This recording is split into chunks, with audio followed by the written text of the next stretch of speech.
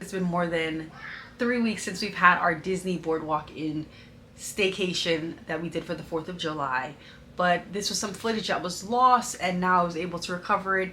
And I really want you to see it because Dan is walking the boardwalk during the day and he observes some things that I think you guys should really note. So here goes. Your love, I'm gonna make you mine. There's something special about your love. I think it's one of a kind. Good afternoon, everyone. So it's daytime on the boardwalk and it looks nice and sunny, but the pool is actually closed. I'm not sure if you can make this out, but there are a couple of gray clouds, but it's not raining. So this type of weather that in Florida you have to just take advantage of. There is people still taking advantage of the other things you can do other than the pool. It's funny because now the lifeguards are watching the pool to make sure no one is going into the pool area. For it being Sunday before the 4th of July, the boardwalk is fairly empty. When I say empty, not like eerie, but like empty enough that you have the freedom to kind of swing hands, you know, free elbow space. Everything is open, and I mean there's enough, like I said, enough crowd to not feel, you know, totally alone out here. But it's not the big busy weekend that you would think it would be. But maybe everyone is in the park right now. You have to remember that everyone is going to treat this like what we're doing, which is kind of just the parks being an afterthought. I actually like this, living in Central Florida and being able to take advantage of the hotels for the hotels and not so much be worried about the parks is a great feeling. It's liberating. We are still getting acclimated to like not having to rush and those kind of things not being such a big deal. I feel like today we were kind of rushing to go to the pool and we needed to kind of hurry up, but it was almost as if we forgot, like, hey, the pool is downstairs. We're not driving over to the boardwalk or doing something that we have to meet up or do anything like that. And the thing with this is, like, this turns like what's usually like what you would have to have like an extended stay into something that you can really get to like explore the boardwalk and kind of get the chance, because this would almost never happen when we were even living in South Florida. Just like walk the boardwalk in the daytime and kind of see what's going on the boardwalk. Here is ice cream. Remember when this was opening up? Now I am actually on a mission to get food, and I think Lisa is hungry, so this is kind of dessert oriented, trying to find something that we can eat. I'm kind of striking out. I feel like there's no middle ground on the boardwalk. Like there's no real quick service other than the pizza. It's either like sit down restaurant like Flying Fish, and then there's another 2 restaurants going towards the Atlantic Dance Hall. So there aren't an excessive amount of food options on the boardwalk itself. There are, of course, there's Joe's, margaritas, but like a lot of things are like sweets and treats, and then you have your little what do you call those, like gift shops and stuff. For now, switch it over and give you the view. So there's the ice cream, here's the bakery. Now the bakery on the outside, I'm trying to figure out if is that sign real, like do they really have sandwiches inside, or is that just part of like the decor? These are the different things that are on the boardwalk, and it's just telling you hours, at least 1 through the 3rd. That's probably your last bet, your last couple bets if you're trying to party at Atlantic Dance Hall. Those hours that we just saw a while ago, those are the last 3 things that you can eat if you're out dancing at Atlantic Boardwalk, or if you're at the Jelly Roll or something like that. Again, this looks sweet and treat oriented. It does have a sandwich. So what's strange is, while this is what I said they didn't have, which is the quick service, these are just like kind of sandwiches, and then I got the grilled cheese, which I'm gonna try to couple with maybe a hot dog or something like that. But it doesn't look like they have a lot of like boardwalk themed food so far. I'm gonna see at Joe's if they have like a hot dog, but like the burger, fries, hot dog, like American fanfare that you would kind of think would be here is kind of lacking on the boardwalk, strangely enough. Well, let's see. So I ended up getting one of the 50th Boardwalk Bakery 50th celebration cupcakes, and one of these freedom cheesecakes that Lisa is convinced that they made for Juneteenth, but they're not being bold enough to say it's for Juneteenth. So let's see what else they got in here. It's my first time in, but I guess this is kind of what I was saying they don't have, which is quick service.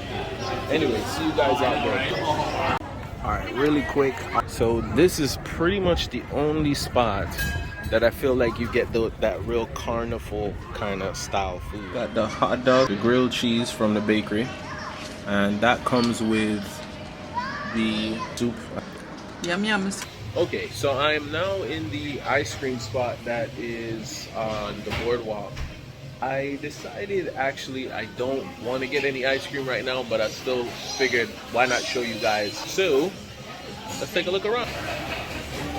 So they have your classic boardwalk style decorations, the old signs.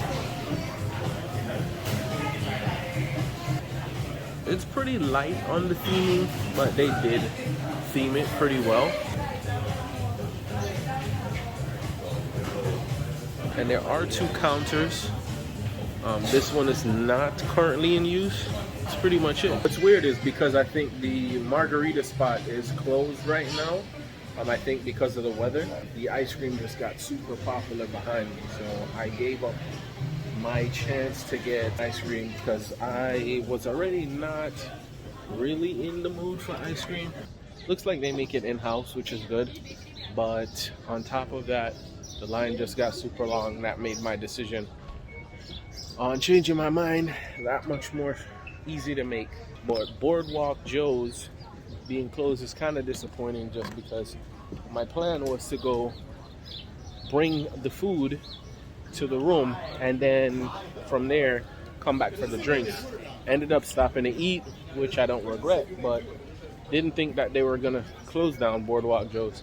It's kind of weird that they're closed too, because they're literally the only one that's closed. The one spot that has like loaded fries and those things, they're still open. So I don't know. You know what I might try to do is try to get into SKANDR, which is right next to Flying Fish. See if I can get a drink there. Let's see if I can get into SKANDR, or how you get into SKANDR. So I am not going to pretend to understand all the inner workings of the economics that go into running the boardwalk, but I just feel like they need someone who will care a little bit more, pay a little bit more attention to what can be profitable over here. I think the boardwalk has a lot more potential to be more of an exciting attraction than they let it out to be. For example, I was just over next to the bar that's right next to Flying Fish, SKANDR, and a young lady was sitting outside, and she was informing me that it doesn't open until 4 o'clock. Bro, it's like 2:30, and again, I get it. We're right next to Epcot. Majority of people are going to be in Epcot, so maybe that's the thinking, but it just seems like a waste.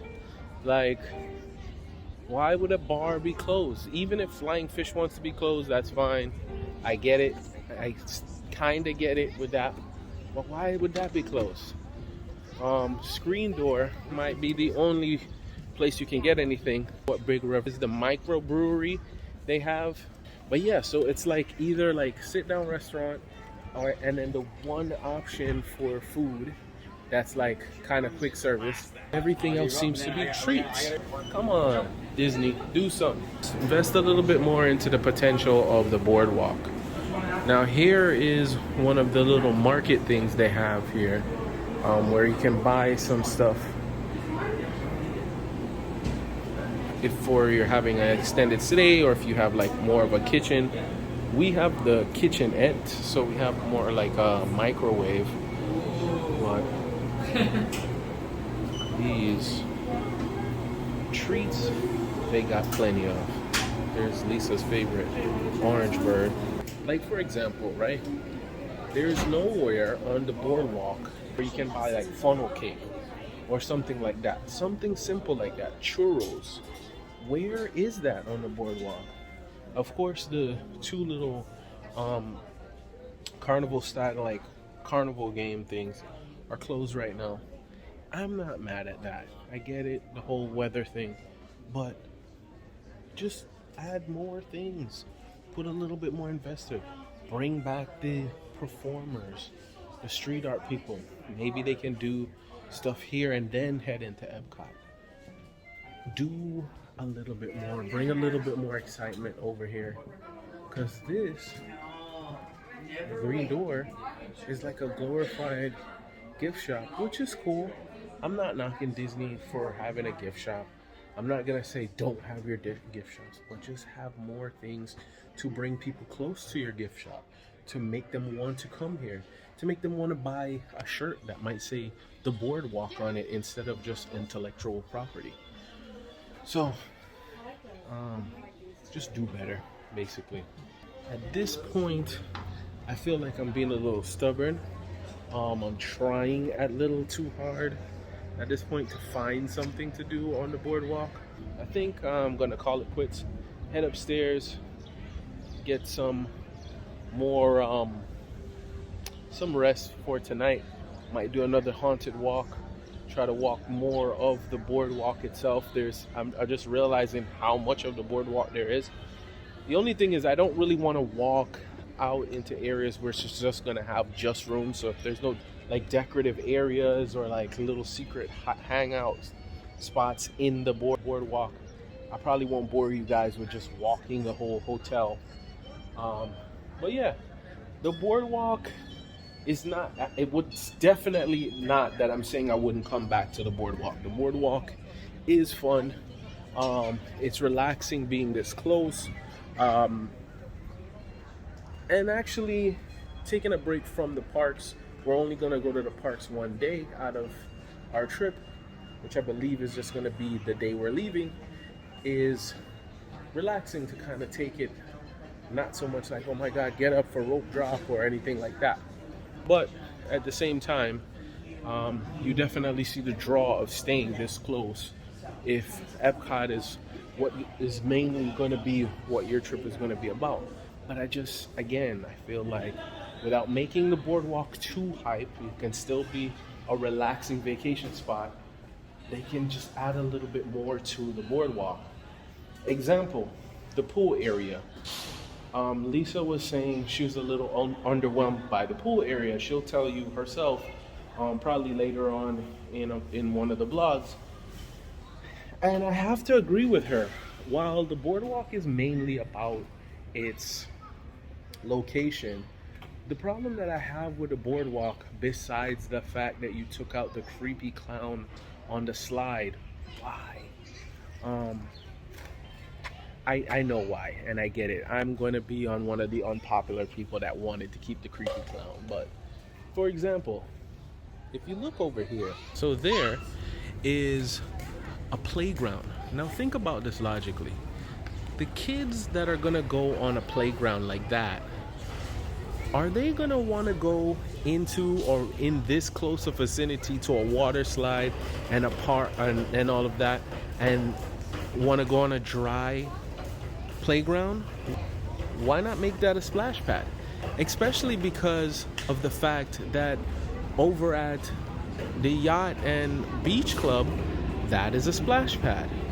Sadly, these are all people waiting to go back into the pool. We've been with this inclement weather warning for quite some time, which is kind of annoying. This pool, if I'm being honest, while I'll defend it and say it's fun, it's cool, it's a nice little splash. I didn't get to have any drinks from the actual bar, but while they have you know, what would be at least required of the deluxe hotels, is barely better and in some comparable to the Swan and Dolphins pool area, which is over there, and it really shouldn't be that close of an argument.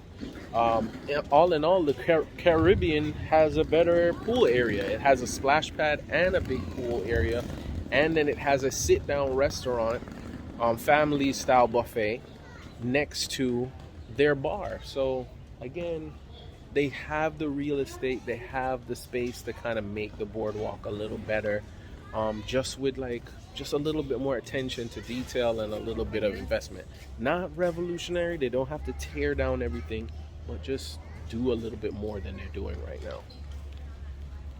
But anyway, I think I'm gonna call it quits, take a quick nap and a recharge. I think no one in the middle of it is in the arcade. Let's take a quick look around in the daytime.